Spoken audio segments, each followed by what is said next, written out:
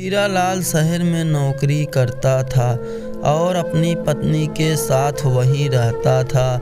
एक दिन उसके पिताजी भी उसके पास पहुंच गए।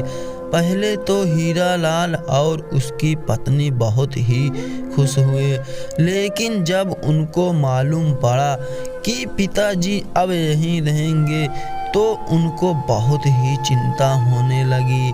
उसके पास एक रूम और एक किचन के साथ बरामदा था।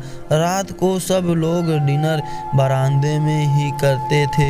हीरालाल के पिताजी कभी कुर्सी पर बैठकर खाना नहीं खाया था, इसलिए जब भी वो उसके साथ डिनर करते तो बहुत ज़्यादा खाना टेबल पर गिर जाता और कभी कभी तो डिनर से प्लेट गिर जाती और टूट जाती थी।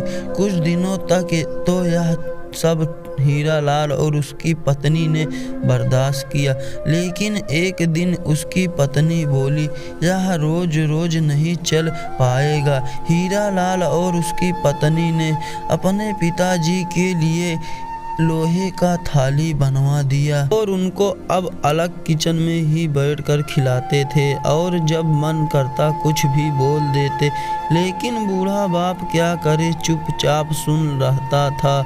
समय बीतता चला गया और एक दिन हीरालाल के बेटे ने पूछा, आप लोग दादाजी को लोहे की थाली में क्यों खाना देते हैं? इस पर हीरालाल ने कहा, तुम्हारे दादाजी अब बूढ़े हो गए हैं और हर रोज एक थाली तोड़ देते हैं, इसलिए उनको अलग से लोहे की थाली में खाना दिया जाता है। इसके बाद हीरालाल के बेटे ने जवाब दिया कि जब आप दोनों लोग बूढ़े हो जाओगे तो मैं आप लोगों के लिए इससे भी अच्छी लोहे की थाली लाऊंगा। यह सुनकर हीरालाल और उसकी पत्नी को बहुत अफसोस हुआ। उसी दिन से उन लोग ने अपने पिताजी की लोहे की थाली फेंक दिया और सब लोग फिर से एक साथ खाना खाने लगे। इस कहानी से हम लोगों को यही मिलती है कि हम अपने बड़ों के साथ जैसा करेंगे हमारे छोटे भी वैसा ही हमारे साथ करेंगे।